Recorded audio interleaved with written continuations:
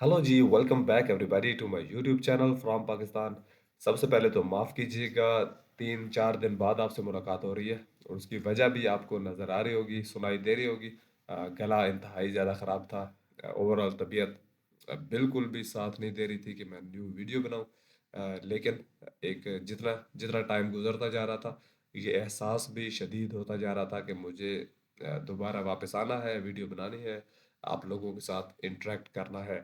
तो दूसरी बात है कि ये वीडियो जो मैं बनाने जा रहा हूँ इसका भी मैं 3 दिन से वेट कर रहा था कि इसके ऊपर रिएक्ट करूँगा मैं, क्योंकि आप लोगों ने पहले भी ऐसी वीडियोस को बहुत पसंद किया है, ख़ासतौर पे इस चैनल से। तो इसलिए इंतज़ार नहीं हो रहा था ये वीडियो बनाए बगैर। तो मेरे ख़्याल से अभी भी बहुत ज़्यादा मैं चीज़ें एक्सप्लेन नहीं करूँगा, लेकिन अभी मैं दिमागी तौर पे बिल्कुल हाज़िर हूँ। पहले तो वो मूड ही नहीं बन रहा था वीडियो बनाने का।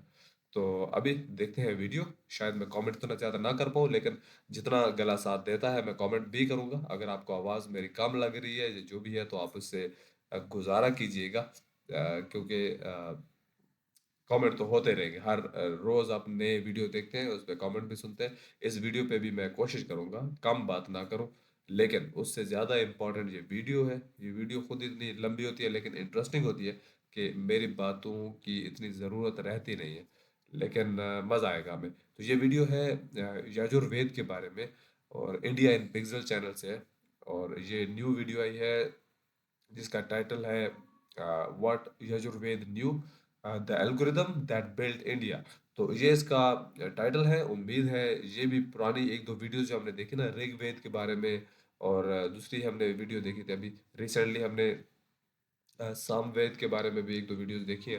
तो उसी तरह ये भी बहुत इंटरेस्टिंग वीडियो और लर्निंग वाली वीडियो होगी।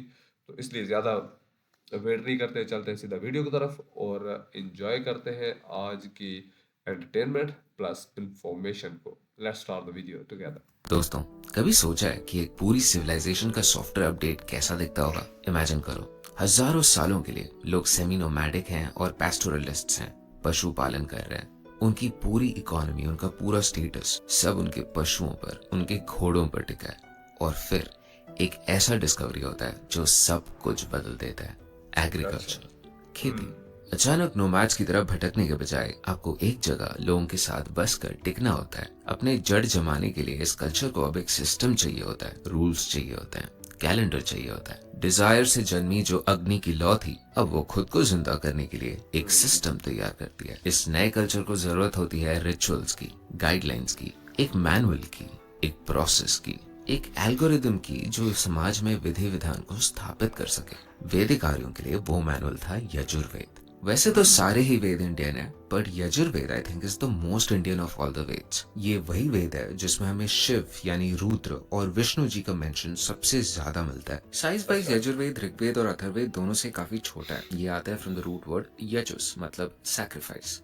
इसी रूट वर्ड से हमें मिलता है यज्ञ, जो इस वेद का सेंट्रल टॉपिक है। सो अच्छा। Literally Yajurveda means knowledge of sacrifice या नॉलेज ऑफ यज्ञ। यजुर्वेद ना कई मामलों में काफी यूनिक है। जहाँ ऋग्वेद की मंत्र read like a poem with a specific metre, Yajurveda is all prose, free verse. Let's listen to the Shiv Sankalp Sutra, जो आता है शुक्ल यजुर्वेद के 34th अध्याय से। यज्जाग्रतो दूरमुदैति दैवं तदु सुप्तस्य तथैवैति दूरङ्गमं ज्योतिषां ज्योतिरेकम् तन्मे मनः शिवसङ्कल्पमस्तु यस्मिन् ऋचः सामयजूगुंषि यस्मिन् प्रतिष्ठिता रथनाभा विवाराः यस्मिन् विश्चित्तगुं सर्वमोतं प्रजानां तन्मे मनः शिवसङ्कल्पमस्तु। आप सरप्राइज हो जाओगे जान के कि यजुर्वेद इज द ओनली वेद जिसके दो अलग अलग वर्जन हैं। व्हाइट यजुर्वेद यानी कि शुक्ल यजुर्वेद और ब्लैक यजुर्वेद यानी कि कृष्ण यजुर्वेद। बट ये ब्लैक और व्हाइट एग्जैक्टली हैं क्या? भागवत पुराण में एक कहानी है जिसके मुताबिक वेद व्यास के शिष्य ऋषि वैशंपायन एक बार एक महान यज्ञ कंडक्ट कर रहे होते हैं। उनके एक शिष्य होता है ऋषि याज्ञवल्क्य, जो कि बहुत टैलेंटेड होता है, इंटेलिजेंट होता है, बट इन द क्लासिक अंग्रेस ऑफ फैशन थोड़े एरोगेंट भी होता है। अब किसी बात को लेकर उनका गुरु वैशंपायन से झगड़ा हो जाता है। सो क्रोधित होकर ऋषि वैशंपायन कुछ ऐसा कह देते हैं जो किसी भी गुरु को नहीं कहना चाहिए। याज्ञवल्क्य, इसी वक्त मुझसे प्राप्त किया गया सारा ज्ञान मुझे अभी लौटा दो। It was quite serious. Yajnavalkya इतना ज्यादा इंसल्टेड फील करते हैं कि वो अपना सारा ज्ञान वॉमिट आउट कर देते हैं। मंत्रों का एक एब्स्ट्रैक्ट सूप उनके अंदर से बाहर निकल जाता है। वैशंपायन जी के आदेश पर उनके अदर स्टूडेंट्स टर्न इनटू पैट्रिचेस, यानी कि तीतर पक्षी। इन तीतर टर्न स्टूडेंट्स को ऋषि वैशंपायन ऑर्डर करते हैं टू चुगोफाई all the knowledge that was vomited out. जो नॉलेज फिर इन तीतर बर्ड से रिट्रीव किया गया उसे आज तैत्तिरीय संहिता के नाम से जाना जाता है। This is the black Yajurveda, यानी कि the Krishna Yajurveda. Taittiriya literally means जो कि तीतर से उत्पन्न हुआ हो। So Yajnavalkya after giving up all his knowledge, वो सूर्यदेव से आशीर्वाद मांगते हैं कि उनको ऐसा कुछ ज्ञान प्रदान हो जाए जो कि उनके गुरु के पास भी नहीं था। Suryadev again impressed by his तपस्या ट्रांसफॉर्म्स इनटू अ घोड़ा, यानी कि वाजी, और फिर वो याज्ञवल्क्य को एक नया यजुर्वेदिक ज्ञान प्रदान करते हैं। This Samhita is also called white Yajurveda. Krishna Yajurveda में मंत्र और मंत्र के एक्सप्लेनेशंस एक साथ मिक्स्ड रहते हैं, जबकि शुक्ल यजुर्वेद में ऋषि याज्ञवल्क्य ने इन मंत्रस को डिस्टिल करके एक सेपरेट लिस्ट में कंपोज किया था एंड उनके सारे एक्सप्लेनेशंस को सेंट्रलाइज करके एक ब्राह्मण टेक्स्ट कॉल्ड शतपथ ब्राह्मण में डिस्टिल कर दिया गया। सो इस स्टोरी टेलिंग के जरिए हमें बताया जा रहा है कि कृष्ण यजुर्वेद वॉमिटेड आउट था, इसलिए वो मिक्स्ड था, उसमें मंत्र और एक्सप्लेनेशंस कंबाइंड हो गए थे। और Shukla Yajurveda is completely received from scratch from Suryadev directly. So इसमें क्लियर ऑर्गेनाइजेशन है, एक क्लियर स्ट्रक्चर है। Into the fire in shadow, Anaye Swaha, Anaye Idala Mama, Anaye Swaha, Anaye Idala Mama. Even organisation का numerical तरीका भी अलग है। कंपेयर कीजिए इन दोनों वर्जन्स के फर्स्ट मंत्रों को। देखो कैसे कृष्ण यजुर्वेद में the text is little longer and notice how यहाँ पे स्पेसिफिकली रुद्र को वर्शिप किया जा रहा है, जबकि शुक्ल यजुर्वेद में इंद्र को वर्शिप किया जा रहा है। पिछले वीडियो में हमने देखा था कैसे Atharvaveda focuses on the common people and उनके folk traditions. It focused on the western areas like Gujarat और राजस्थान और पर्शिया और central Asia. Yajurveda, on the other hand, seems to be the evolution of the same Angresa spirit of the Rigveda, and geographically, it focused on modern-day Uttar Pradesh and Bihar, the banks of Ganga. In fact, remember Rishi Yajnavalkya? उनका real आश्रम आज still present है in a village called Jagban in Madhubani district of Bihar. इसी आश्रम में यज्ञवल्क्य जी ने सूर्यदेव को अपना इष्ट बनाकर तपस्या किया और कई सारे texts like the Shatapatha Brahmana, Yajnavalkya स्मृति, बृहदारण्यक उपनिषद, योगा यज्ञवल्क्य, ऐसे बहुत सारे टेक्स्ट्स कंपोज किए। आज भी इस टाउन में यज्ञवल्क्य महोत्सव पालन किया जाता है हर साल, जहाँ पे मंत्र रिसाइट होता है एंड ऋषि यज्ञवल्क्य को रिमेम्बर किया जाता है। வேதத்திலே பிருஹதாரண்யகம்ங்கிற ஒரு உபனிஷத்திலே யாஜ்ஞவல்க்யருடைய கதை இருக்கு. யாஜ்ஞவல்க்யரை பற்றி எல்லாரும் கேட்டிருப்பீர்கள். அவர் மகான் ஞானி, பிரம்மஜானி. यजुर्वेद का एक तिहाई हिस्सा ऋग्वेद से ही आया directly, but we see that as a society ये ऋग्वेदिक सोसाइटी से ज्यादा एडवांस थी, ज्यादा कॉम्प्लेक्स थी, ज्यादा डाइवर्स थी। आयरन के टूल्स डेवलप हो रहे थे फार्मिंग पीरियड में एंड एसेंशियली गंगा किनारे एक प्रोटो कैपिटलिस्ट वर्ल्ड डेवलप हो रहा था। For example take Krishna Yajurveda 4.7.4 और उसका पैरेलल शुक्ल यजुर्वेद 18.12। यहाँ कहा जा रहा है वृहयश्च में, यवाश्च में, माशाश्च में, तिलाश्च में, मुद्राश्च में, खल्वाश्च में, प्रियंगवश्च में, नवश्च में, श्यामाखश्च में, निवाराश्च में, गोधूमाश्च में, मसूराश्च में यज्ञेन कल्पन्ताम। यहाँ कहा जा रहा है मेरा चावल, मेरा ज्वार, मेरा मूंग, मेरा तिल, मेरा उड़द, मेरा शींब, मेरा गेहूं, मेरे मिलेट्स, मेरी मसूर दाल, इन सब का मेरे यज्ञ से वृद्धि हो। ऋग्वेद से इनमें से बस 7 क्रॉप्स मेंशन थे, जबकि यजुर्वेद में we see 5 additional crops, which means कि एग्रीकल्चर यहाँ पे एडवांस हो चुका था, रिचुअल ज्यादा कॉम्प्लेक्स हो गए थे एंड ऑफ कोर्स मेरा चावल, मेरा गेहूं, यहाँ पे एक सेंस ऑफ ओनरशिप हमें दिखता है। ब्लैक यजुर्वेद 1.6.2 इनफैक्ट कंपटीशन को एक वैल्यूएबल चीज मानती है It reads, "May I be overcoming among my equals. May I be the best among the best. May I be the winner of wealth." I'm really in pursuit of greatness. I know people don't usually talk like that, but I want to be one of the greats. I'm inspired by the greats. I'm inspired by the greats here tonight. जहाँ ऋग्वेद के समय copper या bronze ज्यादा use होता था, अथर्ववेद और यजुर्वेद में हमें फ्रीक्वेंटली आयरन का मेंशन मिलता है। ऋग्वेद में the generic term for metal was ayas. Atharvaveda और यजुर्वेद में we frequently see the mention of shyam ayas और लोहित। दीज बोथ इंडिकेट कि iron was the cool new technology of that time. Rigveda के समय क्राफ्ट्समैनशिप का बहुत ज्यादा वैल्यू था सोसाइटी में। In fact there were celestial beings specifically for craftsmanship. For example, one of the many Adityas was Tvashta, जो इंद्र के बहुत सारे वेपन्स को फोर्ज करते थे। And then there were these celestial beings called Ribhus, जो कस्टमाइज्ड टूल्स बनाते थे फॉर द रॉयल्टी। यजुर्वेद में हमें आयरन का मेंशन दिखता है in the context of agricultural tools, not weaponry. हमें स्पेड का मेंशन मिलता है, हमें एक हल का मेंशन मिलता है। ऐसे कई सारे टूल्स हैं यजुर्वेद में। एसेंशियली यजुर्वेद विटनेस था उस टाइम का जब सोसाइटी में एक टेक्नोलॉजिकल रिवोल्यूशन चल रहा था। आप कह सकते हो कि उनका जीडीपी बूम हो रहा था, टूल्स बेटर हो रहे थे, खेती स्टेबल हो रहा था। ये कल्चर किसी भी हिसाब से कोई सर्वाइवल मोड में नहीं, ऑर्गेनाइजेशनल मोड में थी। इसका क्लियर प्रूफ हमें मिलता है अथर्ववेद के 20वें कांड में, जहाँ राजा परीक्षित के शासन को प्रेज किया जा रहा है, नॉट फॉर थिंग्स लाइक साहस और शौर्य like in Rigveda, but for शांति एंड समृद्धि, फॉर अबंडेंस। टेक्स्ट बेसिकली कहता है कि परीक्षित के राज में लोग सेफ हैं, फसलें ऐसे उग रही हैं जैसे जमीन खुद अनाज दे रहा। और फिर एक ऐसा सीन आता है जहाँ एक आदमी घर पर आते ही अपने पत्नी से पूछता है कि सब ठीक ठाक है ना, और जवाब में पत्नी कैजुअली पूछती है कि आज आप पियोगे क्या, दही, दूध का दलिया या फिर सुरा यानी कि बार्ली बियर। इस लाइन को अच्छे से सुनो, दही या बियर। जब सोसाइटी में गरीबी होती है ना, तो वहाँ चॉइस नहीं होता, वहाँ सवाल होता है कि आज खाने को मिलेगा या नहीं, नॉट कि आज खाएंगे क्या।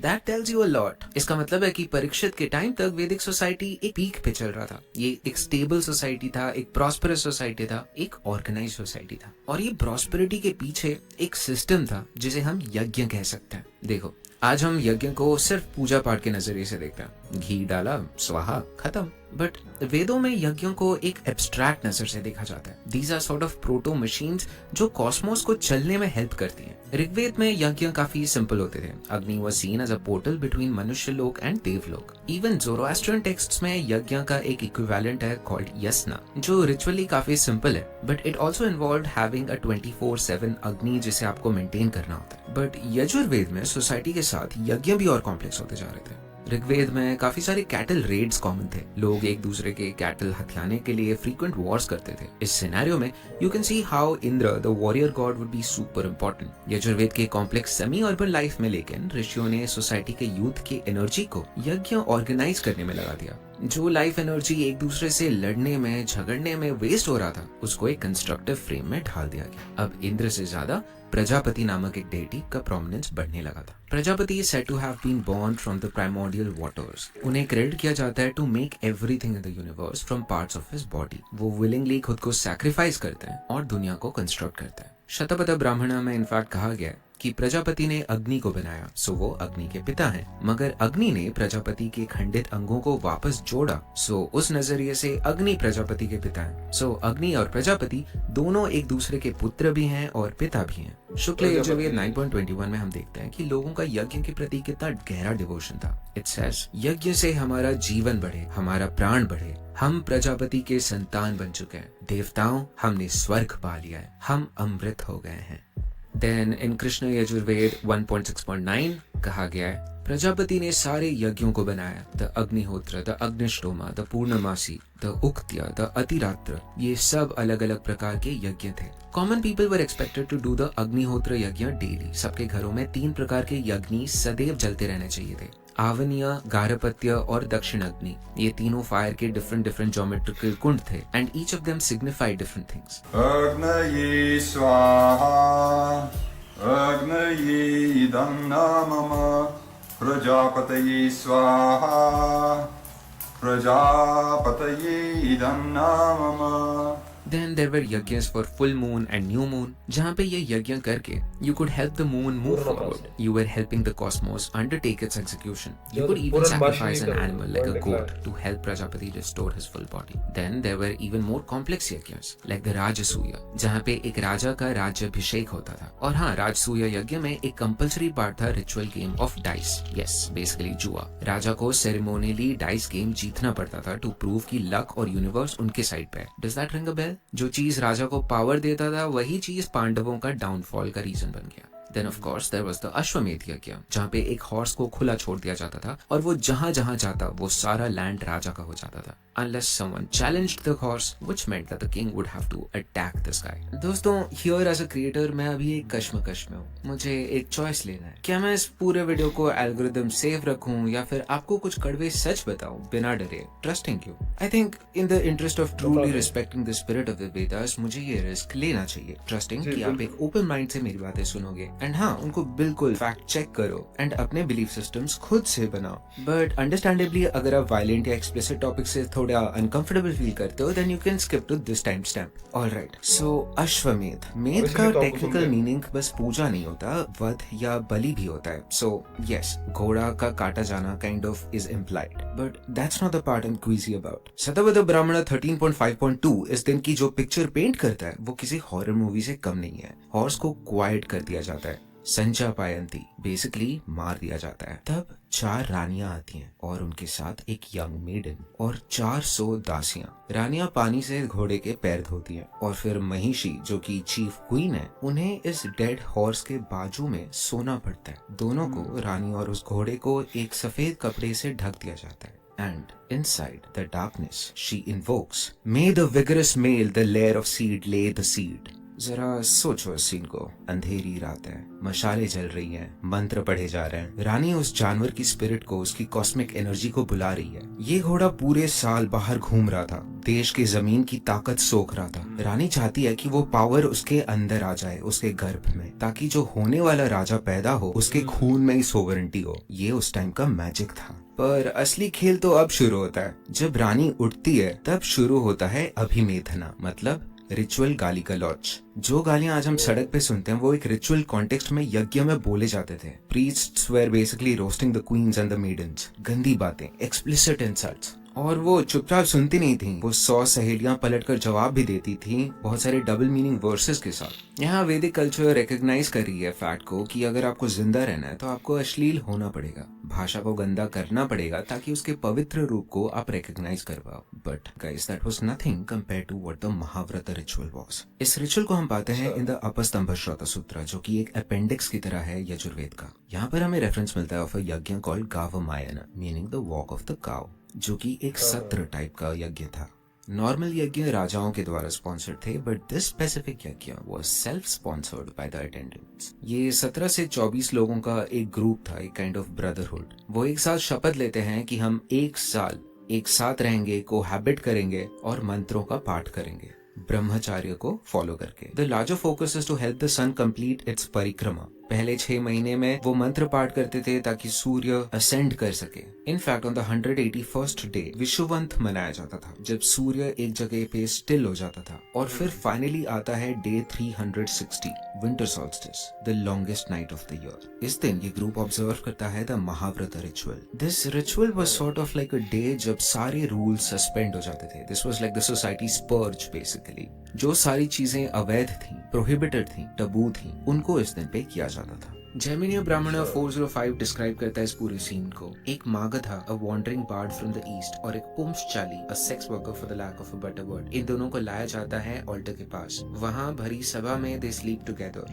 The text uses the term मिथुनी कायंती. धीरे धीरे ये सब बंद होते गया. सांख्यायन श्रोत सूत्र में तो बोल दिया गया कि ये पुराणम उत्सनम है, मतलब ये पुरानी बातें हैं, ये सब मत करो. कुछ चीजें बंद हो गई, बट कुछ चीजें were still going on. For example white Yajurveda 25.41. यहाँ बेसिकली बोला जा रहा है कि कुल्हाड़ी चलती है, 34 रिब्स कट होते हैं विद स्किल. 25:35 कहता है कि मांस पकता है, खुशबू फैलती है, लोग लाइन लगा के खड़े होते हैं क्योंकि खुशबू बहुत अच्छी होती है और वो मीट के लिए क्रेव कर रहे होते हैं. मोरालिटी को अगर हम साइड पे भी रखें तो जस्ट एस्टिमेट कितना खर्चा होता होगा इस पे. अग्नि चयना करके एक रिचुअल होता था जिसमें 10,000 से ज्यादा ब्रिक्स यूज होते थे। हजारों लोग इन्वॉल्व थे अश्वमेध यज्ञ में। ये एक हॉर्स के साथ साथ देयर आर रिकॉर्ड्स की over 600 other animals were also sacrificed. And अश्वमेध में सारे ब्राह्मणों को बहुत सारा गिफ्ट भी दिया जाता था। कुछ यज्ञों में 16 से ज्यादा प्रीस्ट्स यूज होते थे and they had to continuously chant mantras for days if not months. So you see, yajna became the new way of signalling how competent you were, how much you were able to help the cosmos. The skeptics among you might be thinking कि ये सब क्या अंधविश्वास चल रहा है? How can adding random things to fire being prosperity? But think of it like how future में some civilization could look at us. Just how money is powered by collective belief. Yajna was also powered by something like that. People actually with full sincerity believed that yajnas worked. Agni Chayana Yajna में you had to precisely make the yajna cold in a certain precise shape. Exact shapes would have guaranteed exact results. अगर आपको स्वर्ग चाहिए तो एक eagle आकार का यज्ञ बनाओ, also called शेनाचिति। अगर एक श्रेष्ठ ब्राह्मण बनना है तो एक कूर्म आकार मतलब एक टॉर्टॉइस आकार में यज्ञ बनाओ। अगर दुश्मनों से बदला लेना है तो एक रोम्बस आकार का यज्ञ। And all this had to be done with strict precision. And हाँ, अगर थोड़ी सी भी गलती हो गई then the whole यज्ञ can fail. So people took great precautions to ensure कि सब विधि विधान से हो, और अगर कोई गलती हो जाए तो अथर्ववेद के प्रायश्चित मंत्रों से उसे करेक्ट किया जाए। People were so serious about this precision thing कि उन्होंने literally mathematics invent किया ताकि कोई भूल चूक ना हो। यजुर्वेद से एसोसिएटेड हैं Shulba सूत्रास। These are instructions that would help craftsmen make geometrical shapes with accuracy using just simple tools like ropes or nails. काफी सारे यज्ञ descriptions में you had to do these geometrical puzzle solving, like create a circle and a square of the same area. So you had to come up with approximations to compute values like √2 or even pi. Bodhayan ji ke Shulba Sutras in fact start with the Pythagoras theorem, a square plus b square equals c square. This was hundreds of years before Pythagoras came up with it. So you see, आप retrospectively देखकर यज्ञों को unscientific बोल सकते हो, but still this was something that motivated people to work together, to collaborate together and even put their brains together to solve new abstract problems. ये society को train कर रहा था to work together on bigger things. But you know how history goes. किसी भी culture का golden time ज़्यादा time तक रहता नहीं है। सामवेद से लिंक्ड जैमिनीय ब्राह्मण में हमें मेंशन मिलता है राजा अभिप्रतिन का, जो कि राजा परीक्षित के डिसेंडेंट थे। He was probably a nephew of Janmejay.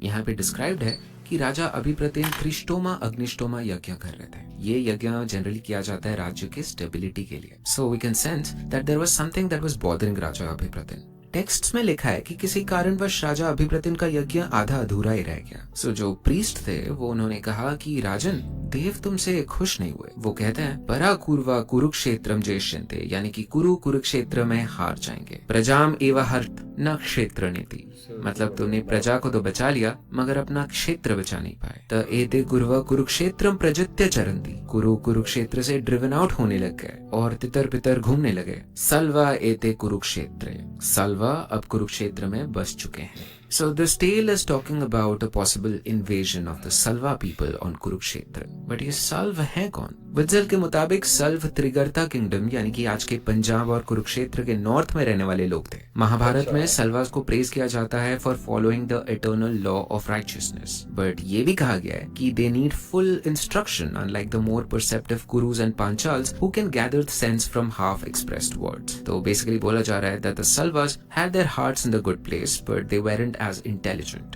कुरु किंगडम पर अटैक करने के बाद ये सल्व राजस्थान के अलवर रीजन में जा बस गए, which by the way was originally called सल्वापुर। वैदिक टाइम में इस रीजन को मत्स्य किंगडम बोला जाता था।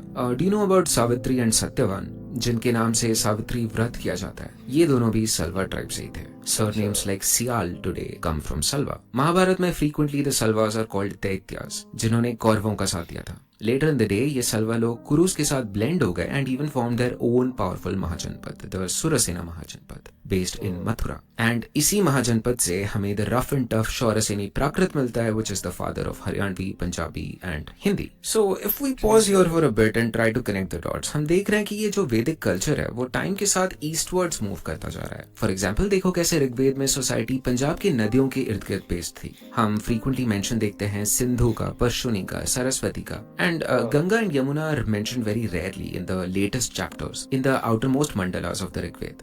ऋग्वेद में हमें पंचजन्य यानी 5 ट्राइब के बारे में काफी ज्यादा मेंशन किया जाता है। द अनुज, द्रुह्युज, पुरुष, तुर्वासुज एंड यदुज। ये लोग फ्रीक्वेंटली एक दूसरे के साथ लड़ते झगड़ते थे एंड काफी कॉम्पिटिटिव हुआ करते थे। एंड हाँ, ये लोग खुद अपने ही फैमिली में अपने कजिन्स को भ्रातृव्य की दृष्टि से देखते थे। भ्रातृव्य कम्स फ्रॉम द वर्ड भ्राता meaning brother, so you would probably think this शब्द मीन्स समथिंग लाइक ब्रदरहुड और फ्रेंडशिप, but actually में भ्रातृव्य means rivalry. Men had to be frequently worried about their fraternal cousins, जो उनसे उनका गद्दी हत्या सकते थे। पुरु ट्राइब से ही फॉर एग्जाम्पल द भरत सब ट्राइब इंडिपेंडेंट हो गई थी एंड जो 10 शाग्य युद्ध हुआ था उसमें we see Sudas from this Bharata tribe go up against all the other tribes combined. Sudas ये वॉर जीत जाते हैं बट वो अग्री करते हैं to befriend all the loser tribes, और इस भरत पुरु रीयूनियन से हमें कुरु ट्राइब का ओरिजिन मिलता है। ये कुरु ट्राइब पंजाब से थोड़ा ईस्ट आसंदिवत यानी कि आज का हरियाणा का आसंद गांव को अपना गढ़ बनाते हैं, which later expands to Kurukshetra.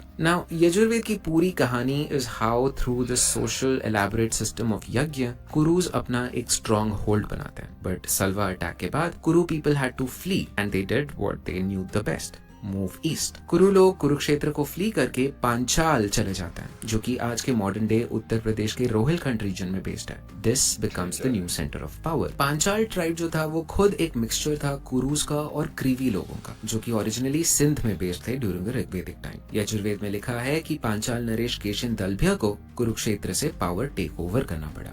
इस ईस्टवर्ड माइग्रेशन का एक शाइनिंग एग्जाम्पल हमें मिलता है सतपथ ब्राह्मण में, जहाँ पे we learn about Videha Madhava, the founder of the Videha kingdom, आज का Mithila. According to the story, राजा अपने मुंह से अग्नि को लेकर ट्रैवल कर रहे होते हैं ईस्टवर्ड्स। ईस्ट की जमीन जो होती है वो मार्शी होती है, वो रहने लायक नहीं होती है। सो उन्होंने अपने मुंह के अग्नि के द्वारा इन मार्शी जंगल्स को जलाकर जमीन को पवित्र कर दिया रहने लायक। विदेह माधव चला अग्नि वैश्वानर को जब मुख में लेकर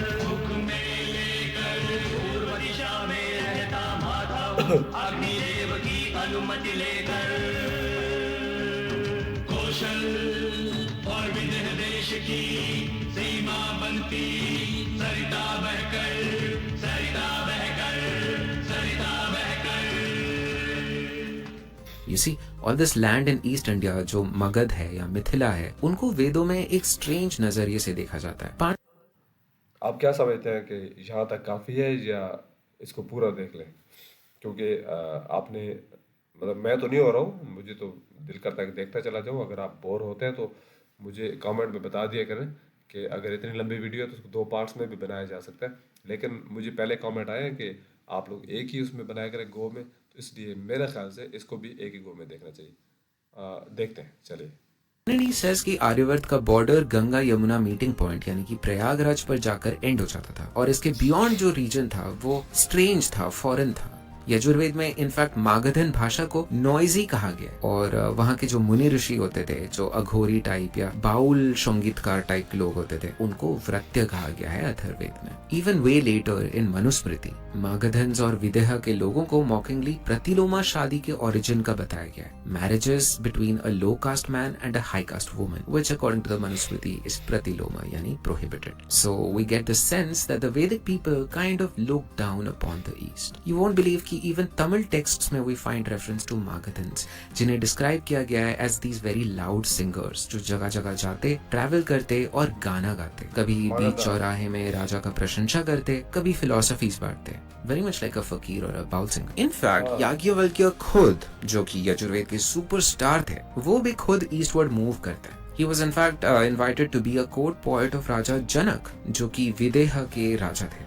याज्ञवल्क्य वेस्ट के प्रोडक्ट थे, सिंधु पुत्र थे, यज्ञ एक्सपर्ट थे, बट जब वो राजा जनक के कोर्ट में आए तो उनको मगध और मिथिला के कल्चर से रूबरू होना पड़ा, और वो इससे काफी प्रभावित भी हुए। ऑथर योहानिस ब्रोंकहोस्ट अपने किताब ग्रेटर मगधा में कहते हैं कि गंगा का कल्चर सिंधु सरस्वती के कल्चर से काफी अलग था, थोड़ा ज्यादा एब्स्ट्रैक्ट था, थोड़ा फिलोसॉफिकल था। जहाँ the Vedic culture focused on greatness and ambition, east का culture focused on how to end suffering. जिंदगी के ये जो दुख हैं, उससे परमानेंट निवारण कैसे मिले। You can see how all of this would have impacted Rishi Yajnavalkya. Yajurveda के आखिरी अध्याय यानी कि द 40th चैप्टर को ईशा उपनिषद भी कहा गया है। इसमें याज्ञवल्क्य जी आत्मन को डिस्क्राइब कर रहे हैं। वो कहते हैं कि आत्मन जो है वो मोशनलेस है एंड येट वो मन से ज्यादा तेज है। आत्मन मूव करता भी है और स्थिर भी रहता है। वो दूर भी है और वो पास भी है। वो सब में समाया भी है और वो सबसे परे भी है।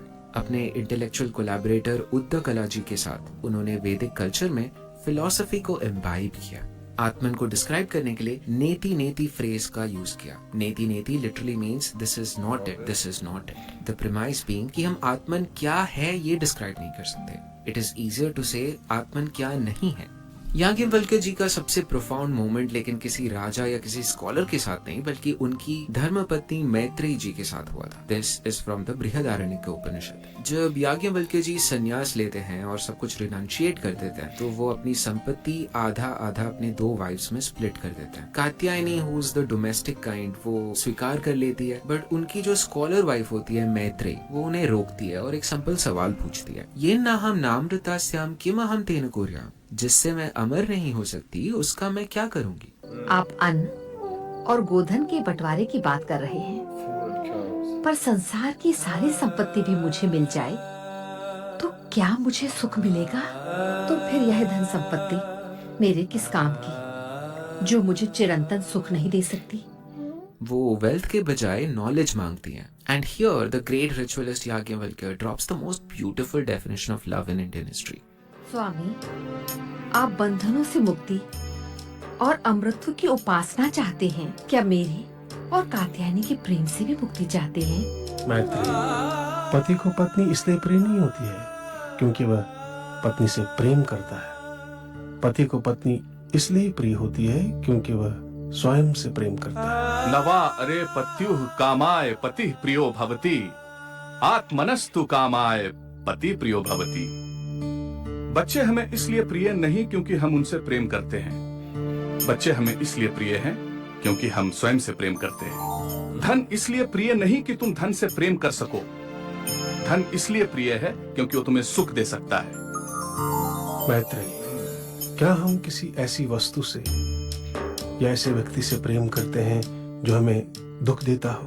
मैं उस हर वस्तु से, हर व्यक्ति से प्रेम करता हूँ जो मुझे आनंद देता है।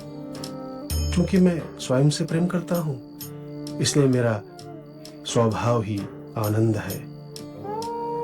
मैत्रेयी, यह आत्मा आनंद स्वरूप है। इसलिए मैत्रेयी, इस आत्मा को, इस आनंद को जानो।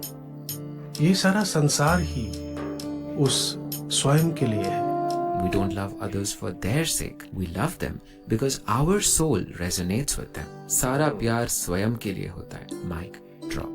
This is the moment जब यज्ञ का जो आग था वो फुल्ली फिलोसॉफिकली इंटरनलाइज कर दिया गया था। रिचुअल्स एक्सटर्नल से इंटरनल होते जा रहे थे। याज्ञवल्क्य जी ऐसे बहुत सारे स्पिरिचुअल आइडियाज इंट्रोड्यूस करते हैं। वो यज्ञ में एक स्पिरिचुअल डायमेंशन इंट्रोड्यूस करते हैं। वो कहते हैं कैसे जिंदगी का हर एक दिन एक यज्ञ ही है। जब हम कोई एक्शंस लेते हैं यानी कि कर्म करते हैं, हम अपना लाइफ एनर्जी कॉस्मिक यज्ञ में समर्पित करते हैं और जैसे हमारा कर्म होता है उसी के अकॉर्डिंग हमें फल मिलता है। This is the proto Karma model. Ganga के इन्फ्लुएंस से वैदिक कल्चर में एक स्पिरिचुअल एथिकल बेंड आ जाता है which directly results in the Upanishads. So Yajurveda एक ऐसा किताब है जो यश और कीर्ति के लिए घोड़े के बलि से शुरू होता है, लेकिन आखिर तक वो कहता है to forgo all this world by renunciation in search for that one truth. This is the impact of the east on the west. You know, one surprising thing is that archaeology also validates a lot of these findings. Archaeologists frequently use pottery to identify cultures because pottery में हमें बहुत सारे designs मिलते हैं, patterns मिलते हैं, उनका बनावट बहुत सारे clues देता है जिसे हम cultures को date कर सकते हैं। कुरुक्षेत्र और हस्तिनापुर के अराउंड हमें कुछ pottery मिला है जिसे archaeologists PGW culture यानी कि painted grey ware culture का नाम देते हैं। इसमें ग्रे बर्तनों पर काले रंग के patterns बने हुए हैं। To answer why we are so obsessed with PGW is because PGW was associated with Mahabharata. This entire region, which is Kuru Panchal region, is the region of Mahabharata. And when Professor Lal was exploring this region, he said that in time and scale, both PGW and Mahabharata coincide. But Gangetic regions में हमें एक different kind of pottery मिलता है, which they call the North Black Pottery Ware (NBPW). And yes, archaeologists possibly are the second worst people after computer engineers in naming things. PGW pottery काफी अच्छी थी, सुंदर थी, बट NBPW पॉटरी जो था ना वो डिलक्स वेयर था, लाइक आज का कोई premium Alexander McQueen type fashion item. हम एविडेंस पाते हैं कि अगर ये पॉटरी डैमेज हो जाता था ना तो लोग उसे रिपेयर करके रीयूज करते थे, which means that they really valued it. इस पॉटरी में एक चमक थी, एक मिरर जैसा ग्लेज था। सम पीपल थिंक कि ये बनाने के लिए मिट्टी के बर्तनों को फेरिक ऑक्साइड के सोल्यूशन में डिप किया जाता था और बहुत हाई टेम्परेचर में without any exposure to air bake करा जाता था। So you can see this technology is very complex even compare to the PGW culture. So essentially हुआ ये कि while civilization started from the west, it matured and accelerated in the east. Ganga ki zameen was also more fertile with alluvial soil. Remember, this is the Iron Age time, so you would need iron ores, and iron ore west के compared east में ज्यादा मिलता था। झारखंड के सिंहभूम के iron ore से इस culture को अनलिमिटेड सप्लाई मिलता होगा, जिससे वो बेटर औजार बना सकते थे और ईस्ट के डेंस फॉरेस्ट्स को वो क्लियर कर सकते थे। ईस्ट में हमें एलिफेंट्स भी ज्यादा मिलते थे,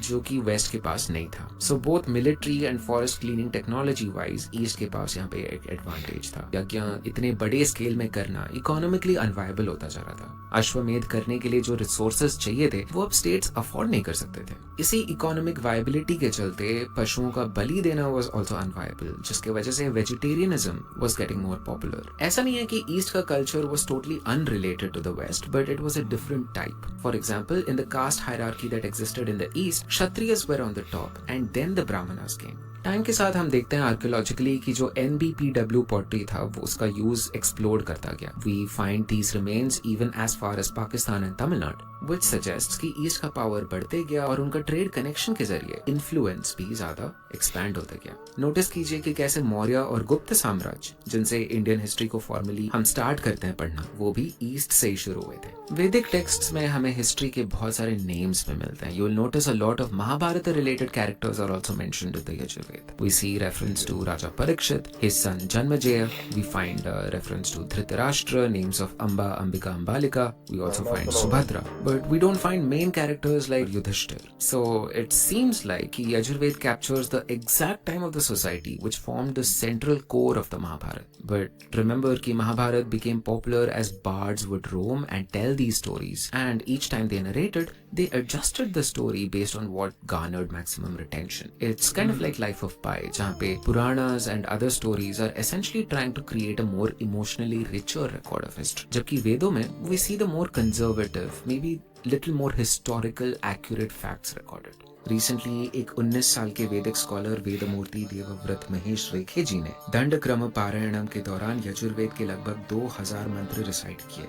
This is because of how significant Yajurveda is for this country. Yajurveda size में तो छोटा है, बट इंडियन कल्चर पर इसका इम्पैक्ट बहुत गहरा है। पर मैं आपको कोई नीट हैप्पी एंडिंग देकर नहीं भेजना चाहता। मैं आपको नए साल में एक अनईजी थॉट के साथ छोड़ना चाहता हूँ। अभी स्ट्रेंजर थिंग्स का फिनाले आने वाला है, सो उसका रेफरेंस यूज करते हैं। अपसाइड डाउन वर्ल्ड पता है ना, डायमेंशन एक्स, एक ऐसी जगह जो हमारे वर्ल्ड के ठीक नीचे एग्जिस्ट करती है, the dark world, the chaotic world. वैदिक ऋषि पागलों की तरह हवा में तीर नहीं चला रहे थे। दे न्यू कि हमारे दिमाग के अंदर एक अपसाइड डाउन वर्ल्ड एग्जिस्ट करता है। वहाँ पे मॉन्स्टर्स रहते हैं, वहाँ पे एम्बिशन रहता है, वहाँ पे ग्रीड रहता है, सेक्स रहता है, वायलेंस रहता है, हमारा अपना एक वेगना रहता है। ये जो सारे रिचुअल्स थे, अश्वमेध, महाव्रत, वो पोर्टल्स थे उस अनकॉन्शियस अंडरवर्ल्ड को खोलने के लिए, to head on confront with the monster, to tame it. आज जब इंडियंस ग्लोबली ज्यादा विजिबल हो रहे हैं, रिचर हो रहे हैं, लाउडर हो रहे हैं और ज्यादा स्पेस एक्सर्ट कर रहे हैं, तो दुनिया अनकंफर्टेबल होती जा रही है। हम इसे रेसिज्म बोल के, इग्नोरेंस बोल के साइडलाइन कर देते हैं। पर मेरे मुताबिक वो शायद हमें एक कॉन्ट्रडिक्शन देख पा रहे हैं जो हमने खुद में इग्नोर कर दिया। हम कहते हैं दुनिया को कि हम शांत हैं, डिटैच्ड हैं, लेकिन हमारी जो एनर्जी है, हमारा जो भूख है, वो कुछ और ही सिग्नल करता है। शायद दुनिया वो देख रही है हमें जो हमने अपने आप को ट्रेन कर दिया है भूल जाने को। यजुर्वेद का लेसन काफी सिंपल है। पावर को डिनाई मत करो, उसे डीमोनाइज मत करो, उसे एक स्ट्रक्चर दो और फिर डिजायर्स को ट्रांसेंड करो, बट उससे पहले उसे ओन करो। Well guys, that was me Ashish signing off. I'll see you on the final episode of our Veda series. I'm so excited to bring all this whole collection to you. अगर video अच्छा लगा हो तो please do like our channel. It means a lot. And comment please do like this channel. मैं इसको description में जरूर mention कर दूंगा। आपने जरूर चैनल को फॉलो करना है। बहुत अमेजिंग किस्म का वर्क है। मतलब ये ऐसा बन चुका है कि इस चैनल के ऊपर नज़र रहती है, मेरी तो रहती है कि कोई नई चीज़ आती है, रिएक्शन किया जाए या ना किया जाए, इससे वीडियो ज़रूर देखनी चाहिए। और वाह! क्या अमेज़िंग ये भी वीडियो थी। ये वेदास की सीरीज़ जो चल रही थी हमने सारी देखी है। अ, अगर कोई इसमें इसके साथ मिलती-जुलती कोई इम्पोर्टेंट और कोई वीडियो होगी वो भी मैं वापस जाके वो भी देखूँगा, रिएक्ट करूँगा। लेकिन कमाल की ये वीडियो थी यजुर्वेद के बारे में। इससे पिछली जो वीडियो थी वो अथर्ववेद के बारे में थी और उसमें काफ़ी उसको ना डाइसेक्ट करके समझाया गया था कि व्हाट या अथर्ववेद इज़। उससे पहले हमने ऋग्वेद देखा था। तो उसके बारे में हमें बड़ा डीपली अंडरस्टैंडिंग हुई थी।